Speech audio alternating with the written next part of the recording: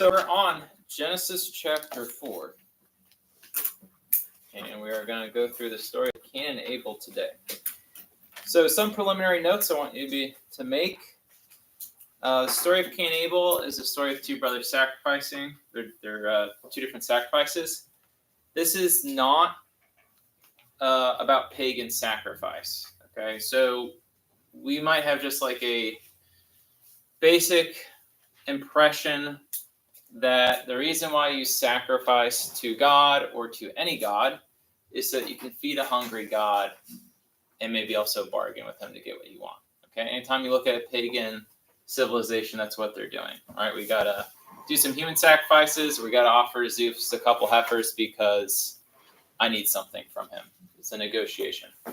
That's not the point of Jewish and Christian sacrifice. So sacrifices are meant to change us, not God. God is immutable. God does not change. A pagan sacrifice, you're trying to like twist God's arm. A Christian or Jewish sacrifice, the sacrifice is meant to change the one who's actually offering up the good, right? And you get, that is like the theme of the story of Cain and Abel. Chapter 4, verse 1. Now Adam knew Eve, his wife, and she conceived and bore Cain, saying, I have gotten a man with the help of the Lord. So just that first phrase there, Adam knew Eve, his wife. So in the Old Testament, you'll see covenants are frequently associated with knowledge. So you'll see that like God remembered Noah, or Adam knew his wife, and marriage is a covenant relationship, as we established on that first day of class. All right, so it's like the fulfillment of that marriage covenant of Adam knowing his wife Eve is the offspring of children. So Eve then says, I've gotten a man with the help of the Lord. Verse 2, and again she bore his brother Abel. Now Abel was a keeper of sheep, and Cain a tiller of the ground. In the course of time, Cain brought to the Lord an offering of the fruit of the ground, and Abel brought some of the firstlings of his flock and their fat portions. So underline and highlight that Abel brought the firstlings of his flock. All right, so Cain is a farmer, Abel is a shepherd. And what sets Abel's sacrifice apart is that he brought the firstlings. What does it mean to bring the firstlings? It means that Abel is giving up his security blanket. All right, when you have a herd and you give up the first 10%, say, of that flock, you don't know that the 90%, the remaining 90%, is going to like be successful and have a good delivery, right? So you're giving up your security and you're putting your trust in God, in Yahweh. And that's what Abel is doing. So his sacrifice, it's not just that Abel's losing some sheep, but he's losing his first new batch of sheep. So he's totally dependent on God.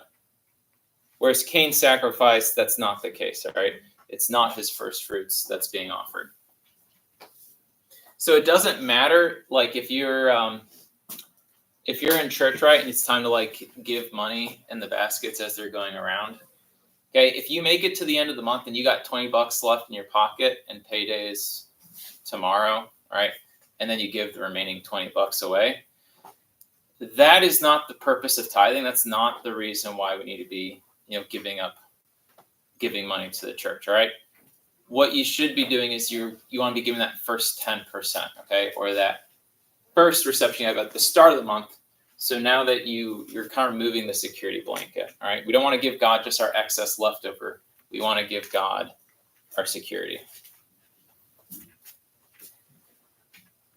Verse 5, or still verse 4. And the Lord had regard for Abel and his offering, verse 5. But for Cain and his offering, he had no regard. So Cain was very angry, and his countenance fell. The Lord said to Cain, why are you angry, and why has your countenance fallen? If you do well, will you not be accepted? And if you do not do well, sin is lurking at the door. Its desire is for you, but you must master it. Cain said to Abel, his brother. Now, I want you to make a note here from, say, verse 8 to verse 17. This is the same narrative structure as the fall of Adam and Eve. So pay close attention. Cain said to Abel's brother, let's go out to the field. And when they were in the field, Cain rose up against his brother Abel and killed him. Then the Lord said to Cain, where is Abel, your brother? All right, God already knows where Abel is. God knows what happens. But it's the same narrative structure of when Adam and Eve ate the fruit. What does God do? He questions Adam. Adam, where are you? And now you have the same pattern here. God questions Cain. Cain, where's Abel, your brother? And just like Adam, Cain is not going to repent. He said, I do not know. Am I my brother's keeper? Passing the buck. Verse 10. And the Lord said, what have you done?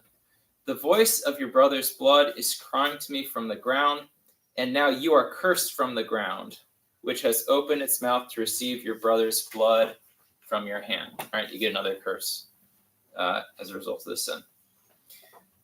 Verse 12, when you till the ground, it shall no longer yield to you its strength. You shall be a fugitive and a wanderer on the earth. Cain said to the Lord, my punishment is greater than I can bear. Behold, you have driven me this day away from the ground, and from your face I shall be hidden. And I shall be a fugitive and a wanderer on the earth, and whoever finds me will slay me. Then the Lord said to him, not so. If anyone slays Cain, vengeance shall be taken on him sevenfold. And the Lord put a mark on Cain, lest any who came upon him should kill him. Then Cain went away from the presence of the Lord and dwelt in the land of Nod. What direction? East. East of Eden. Okay, so he leaves the presence of the Lord and he's going east. Again, you get that bad. When you're going east, you're leaving God's presence. Verse 17, Cain knew his wife, and she conceived and bore Enoch, and he built a city and called the name of the city after the name of his son Enoch. After Cain, we're now going to just make a note of this. We're going to get 7 generations after Cain. All right, and Cain is outside the covenant with God. Okay, he's gone east. He's committed the grave sin of fratricide. To Enoch was born Irad, and Irad was the father of Mehujael, and Mehujael the father of Methushael, and Methushael the father of Lamech. And Lamech took 2 wives. The name of one was Ada, and the name of the other Zillah. And Ada bore Jabal. He was the father of those who dwell in tents and have cattle. His brother's name was Jubal. He was the father of those who play the lyre and the pipe. Zillah bore Tubal-Cain. He was the forger of all instruments of bronze and iron. The sister of Tubal-Cain was Naamah. Lamech said to his wives, Ada and Zillah, hear my voice. Your wives of Lamech, hearken to what I say. I have slain a man for wounding me, a young man for striking me. If Cain is avenged sevenfold, surely Lamech 77-fold. So the culmination of the line of Cain in the 7th generation is someone who's a polygamist and a murderer. So polygamy and murder in the Pentateuch, they frequently go together. You're going to see a lot of polygamy, and the polygamists are going to be committing a lot of murder. So polygamy right from the outset is not seen as a good thing. It's part of the line of Cain. Polygamy is bad. We're going to get some Old Testament characters, patriarchs later on, who have multiple wives, but we're going to see that them taking multiple wives actually makes things not so great for them. All right, it's Genesis is not like condoning polygamy anytime it happens. If you follow the theme, it's always in a negative connotation. Also, just a couple other notes about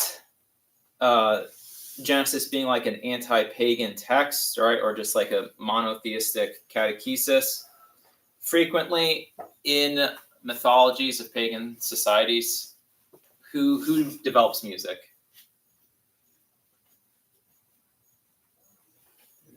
The gods do. Who's the first person to work with bronze? It's Hephaestus and the gods. Okay, like Pan's the god of music, and he invents the lyre.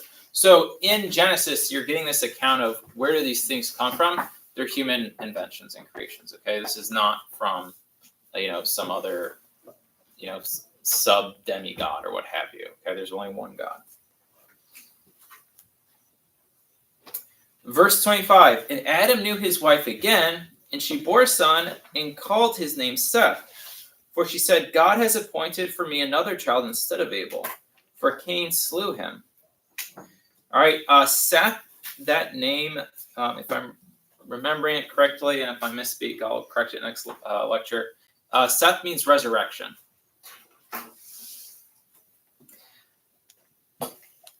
So some of the allegories in this story, all right, Cain is the shepherd. He's a good shepherd. He's slain. He's innocently slain. But after his death, what comes out next? Seth, the resurrection. All right, so all these allegories are like foreshadowing, the coming of Christ and what he's going to do. To Seth also a son was born, and he called his name Enosh. At that time, men began to call upon the name of the Lord. Calling upon the name of the Lord. That is another expression that just is filled with that father-son imagery. Okay, children call upon their parents. Daddy, mommy. Okay, when you're calling upon someone, it's typically a child calling upon a parent. So men have begun to call upon the name of the Lord. Chapter 5. This is the book of the generations of Adam. When God created man, he made him in the likeness of God. Male and female, he created them. And he blessed them and named them man when they were created. So a reminder right at the outset that man is in the image and likeness of God, like this is the generation of Adam. Where does Adam come from? Well, God, his father.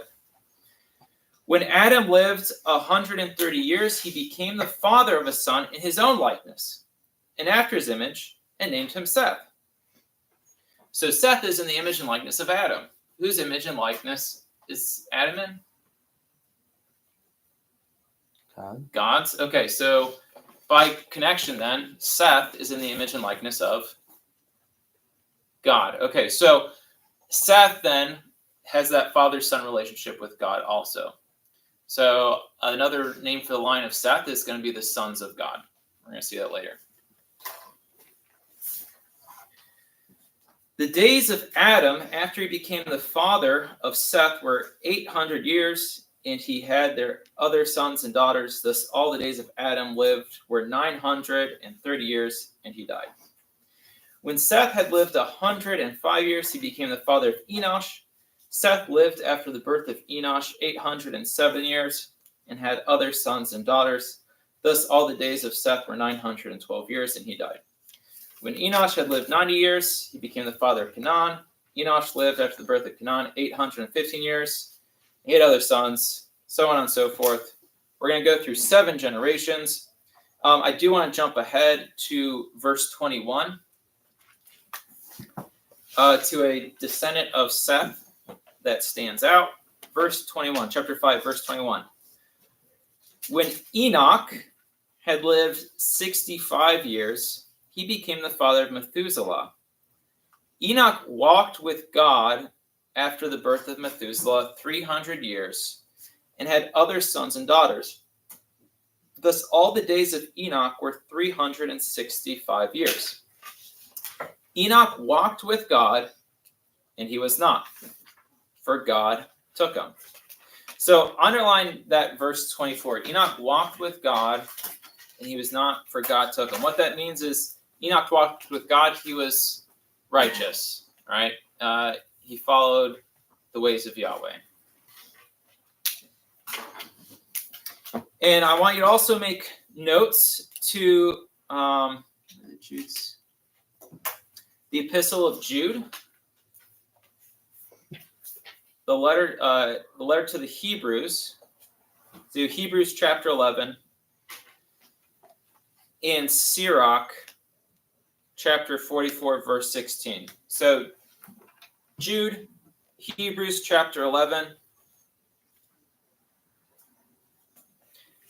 and Sirach 44, verse 16.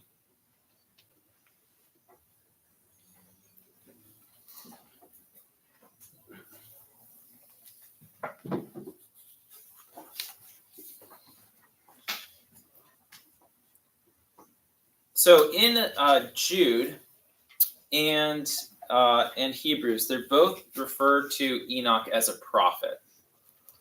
All right, now we don't see Enoch foretelling the future, right? At no point in this text does he like predict anything, all right? Because that's not what a prophet is. A prophet is someone who's the mouthpiece of God. That's the true definition of a prophet. So anytime someone proclaims God's law, or there's maybe they have the gift of prophecy where like through them God is speaking to someone. Maybe you've had that experience at Mass, like a priest homily feels specifically directed at you. That's an example of the gift of prophecy at work, okay? So prophecy is being the mouthpiece of God. It's not being a fortune teller. Yes, Anna? For which one? Sirach. Sirach is S-I-R-A-C-H. It's a book in the wisdom literature. In chapter 44, verse 16. So Enoch is the 7th generation after Seth, all right? So just as Cain's family line in the 7th generation culminated with someone who's a polygamist and a murderer, the 7th generation of Enoch, that the descendants living in covenant with God, the culmination is this really righteous guy who is assumed into heaven. All right, so this is the first example of assumption. There's multiple assumptions in the Bible, and they're really important to understand before you even begin to contemplate like the Marian assumption. So Enoch is recorded as being taken up. You get that here in Genesis and again in Sirach. In Sirach 44, verse 16, is referenced as being taken up.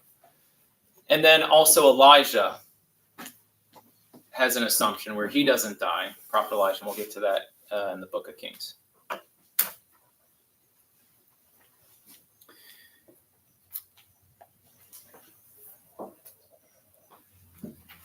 All right, we're going to jump down to verse 28.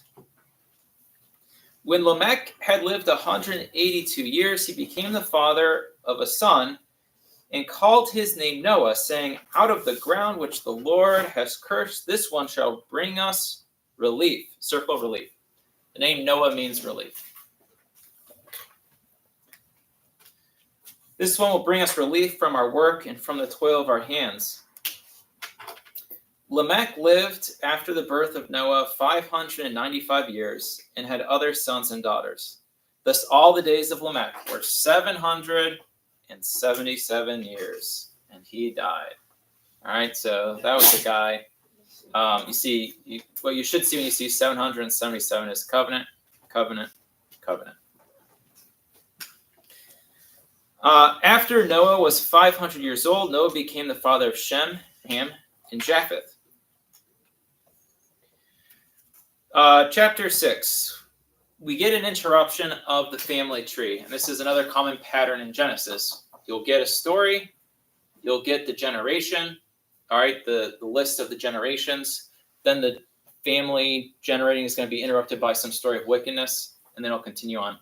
Again, that's part of the evidence that Genesis, the early parts of Genesis, is an oral tradition. There's a lot of oratory devices being used to help maintain the memory and maintain the story. So with Adam and Eve, you begin with Adam and Eve's kids. It's interrupted by Cain killing Abel. All right, then you go back to people's generations, and now it's being interrupted by the wickedness of mankind and the flood.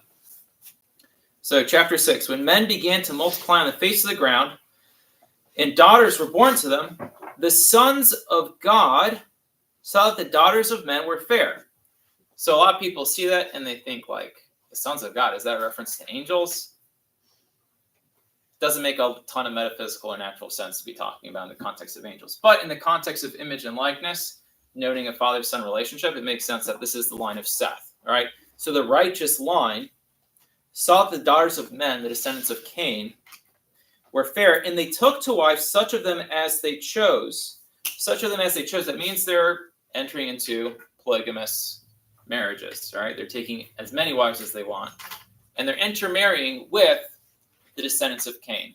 That is bad, because the descendants of Cain are wicked and evil. So again, going back to like the catechetical purpose of this text, one of the challenges that the Israelites are going to face when they leave Egypt and they enter into the promised land, they have to kick out all the nations that are already there. But there's one stumbling block for them. The daughters of the people who live there are really attractive, and they're going to want to go get married to them. However, those daughters are all stinking pagans. All right, they like to worship Baal. They're involved in child sacrifice and all these weird occult practices. And so the main message constantly that you're going to see that Moses has to give the Israelites is, you can't take any of their daughters, you can't marry them. We got to wipe these people out, all right? Because they're just going to lead you back into paganism. And so you get this theme constantly again and again.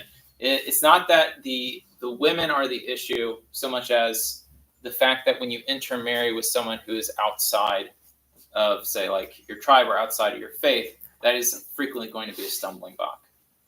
And that happens to the Israelites constantly. Verse 3, then the Lord said, my spirit shall not abide in man forever, for he is flesh, but his days shall be 120 years.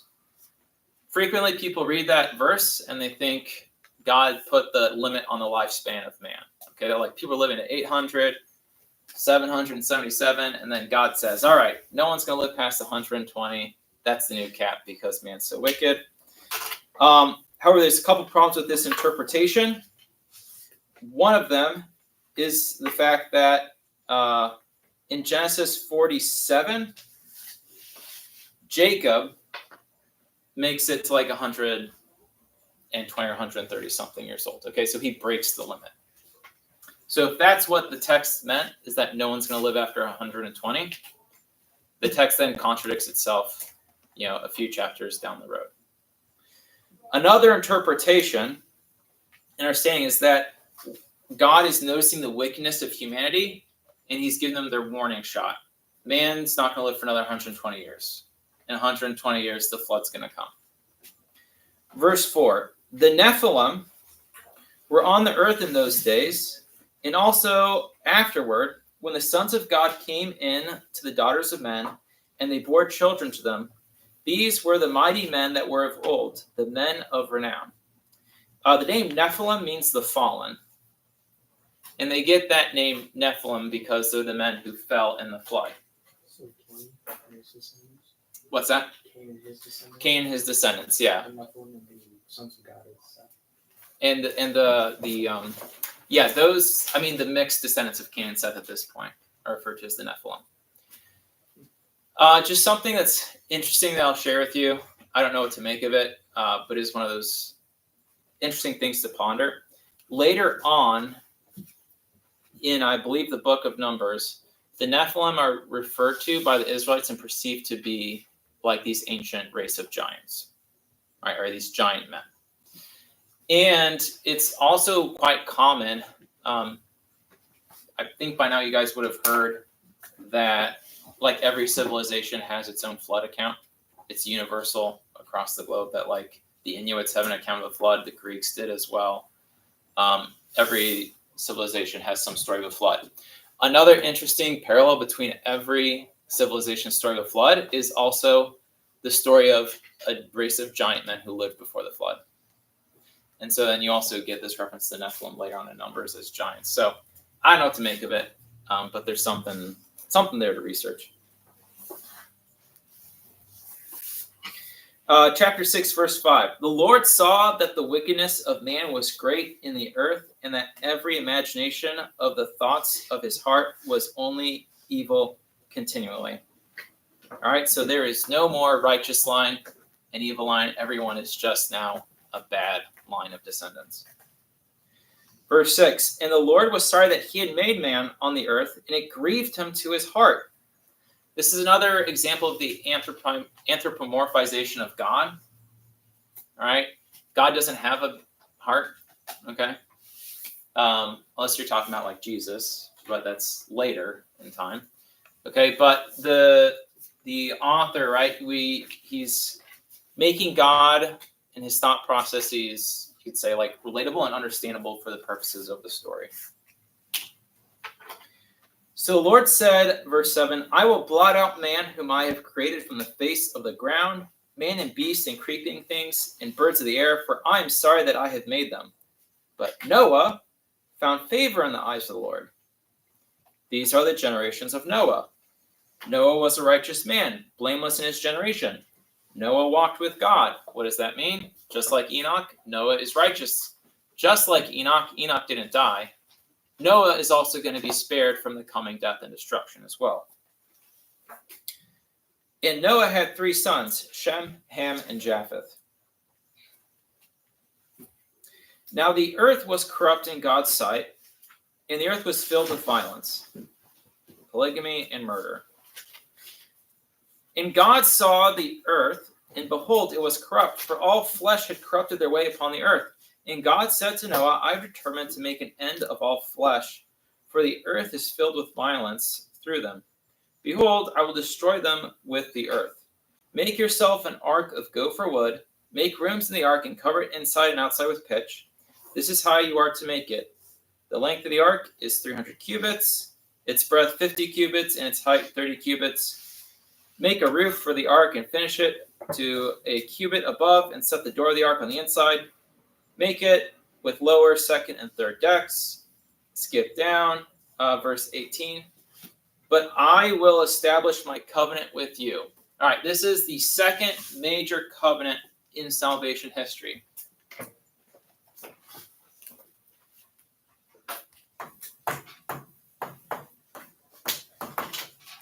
We're going to do a brief highlight of each of the major covenants in salvation history. And the first one is with Adam. God makes a covenant with Adam by resting on that 7th day, okay? He hallows the 7th day. Creation is made in covenant with God. The covenant always comes with a command and an injunction. For Adam, the command and injunction was be fruitful and multiply. Noah is also actually going to get a similar command as well, because he's going to have to repopulate the earth after the flood. The second major covenant is Noah. And while the covenant that God made with Adam was with an individual, the covenant God makes with Noah is with his entire family.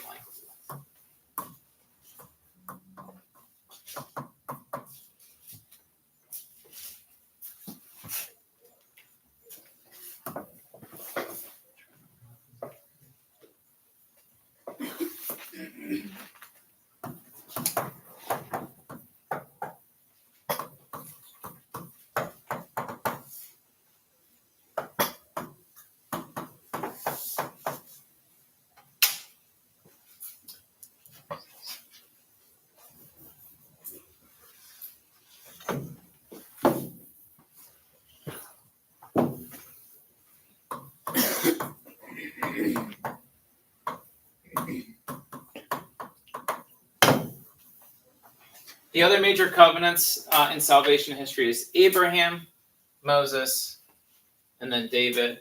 And we'll keep filling in this chart as we go through them and get to them. But there's these are like the 5 major covenants of salvation history. And you'll notice that 4 of the 5 all happen in the Pentateuch, right? That's why the Pentateuch is so important for the rest of the Old Testament. All right, so verse 18, God says, I will establish my covenant with you, and you shall come into the ark, you, your sons, your wife, and your sons' wives with you. And of every living thing of all flesh, you shall bring 2 of every sort into the ark to keep them alive with you. They shall be male and female. Of the birds, according to their kinds, so on and so forth. Verse 22, Noah did this. He did all that God commanded him. That's a first that we've read in this text, all right? So Noah is going to be like a new Adam, but he's going to be a slightly better version of Adam because Noah actually listens to God. Noah did all that God commanded him. Chapter 7, Then the Lord said to Noah, Go into the ark, you and all your households, for I have seen that you are righteous before me in this generation. Take with you 7 pairs of all clean animals, the male and his mate, and a pair of animals that are not clean, the male and his mate, and 7 pairs of birds.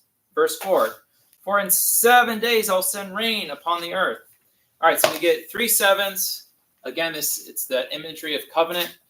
So most people know Noah brought like 2 of every kind of animal onto the ark. What most people don't realize is he also brought 7 pairs of the clean animals. Why is Noah bringing an additional 7 pairs of the clean animals on? Yes, Caleb. So you do sacrifices. Because he's going to do a sacrifice, right, at the end. That priesthood of Adam and that sacrifice that Abe was passed on to Abel that was offered correctly, okay, and then goes through Seth, and that line continues on to Noah. Noah's going to be offering a sacrifice in this priestly manner. Verse 5, Noah did all the Lord had commanded him again. All right, we were reminded that Noah does what God commands him, and that the covenant with God preserves life. All right, so just as Adam breaking the covenant brings death, Noah maintaining this covenant with God is going to be what preserves and brings life. Chapter 7, verse 6. Noah was 600 years old when the flood of the waters came upon the earth. We just got the reverse of creation. Creation begins with, the account begins with there being this chaos of waters, right? And the land is without form and it's a void. And it's not habitable. It's like not suitable for man to live there. All right. And so the flood account is the complete undoing of creation. Everything that was made is going to be killed off. All right. Man, the birds, the animals, so on and so forth. The waters are going to rise back up and we're going to do a new creation. This new covenant that God is entering into with Noah is going to be the beginning of a new creation, the flood and then the receding of the waters. Verse 10, after 7 days, just keep underlining and highlighting 7, the waters of the flood came upon the earth. So Noah and his family, they have to get into the ark. And in verse 16, I just want to point out another important detail to you. And they that entered, male and female, all the flesh went in, that is, into the ark, as God had commanded them. And the Lord shut Noah in. So while Noah is, entering, he's obeying God and he's building the ark, the one who shuts the door to preserve Noah and his family and the animals, it's God's hand. God is the author of salvation. At the end of the day, God is the one who does the saving.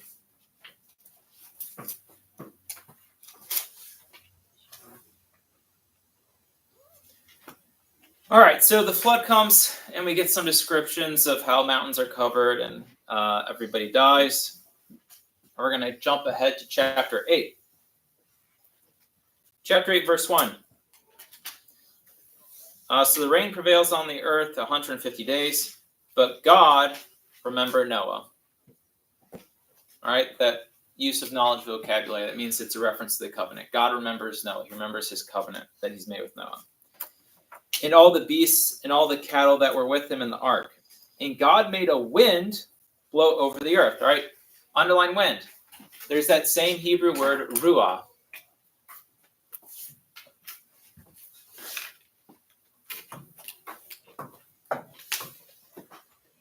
This is the creation narrative of Genesis happening again. In the beginning, the earth was without form, and there was waters everywhere, and the Spirit of God, the Ruah of God, the breath of God was over the waters.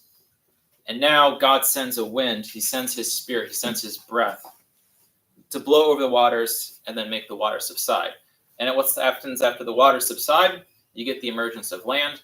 And then after the land has been emerged, then the animals, they come out, and then man comes out. And it's the new creation. Yes. Yeah.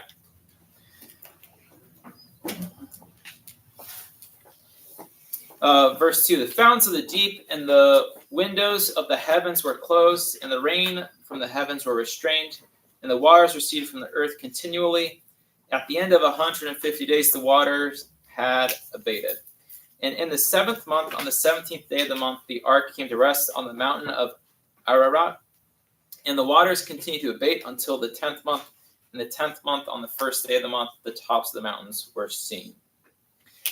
At the end of 40 days, Noah opened the window of the ark, which he had made, and sent forth a raven, and it went to and fro until the waters were dried up from the earth. Then he sent forth a dove from him to see if the waters had subsided from the face of the ground. But the dove found no place to set her foot, and she returned to him to the ark, and the waters were still on the face of the whole earth. So he put forth his hand and took her and brought her into the ark with him. He waited another, underline, 7 days, and again he sent forth the dove out of the ark. The dove came back to him in the evening, and behold, in her mouth a freshly plucked olive leaf. So Noah knew that the waters had subsided from the earth. Then he waited another, underline, 7 days, and sent forth the dove and she did not return to him anymore. All right, so similar to the creation account before, like the land animals get out, the birds are also getting the head start for everyone. The significance of the olive leaf. The olive leaf is a sign of peace and life. All right, so things are growing, things are living on the earth. But the olive branch is also a sign of peace. There's now peace between God and man. All right, there's been a reconciliation in this new covenant with Noah. Verse 13, in the 601st year, in the first month, the first day of the month, the waters were dried from off the earth, and Noah removed the covering of the ark and looked, and behold, the face of the ground was dry. In the second month, on the 27th day of the month, the earth was dry. Then God said to Noah, go forth from the ark, you and your wife and your sons wives with you. Bring forth with you every living thing that is with you of all flesh, birds and animals and every creeping that creeps on the earth, so that they may breed abundantly on the earth and be fruitful and multiply upon the earth. So just like in the original creation account, we get the mandate, all right, the creation is being restored, go out, be fruitful and multiply. So Noah went forth, and his sons and his sons' wives with him, and every beast, every creeping thing, and every bird, everything that moves on the earth went forth by families out of the ark. We're going to jump now to chapter 9 tomorrow. All right, so we'll end there for now. Begin with the rainbow and the covenant with Noah on Monday.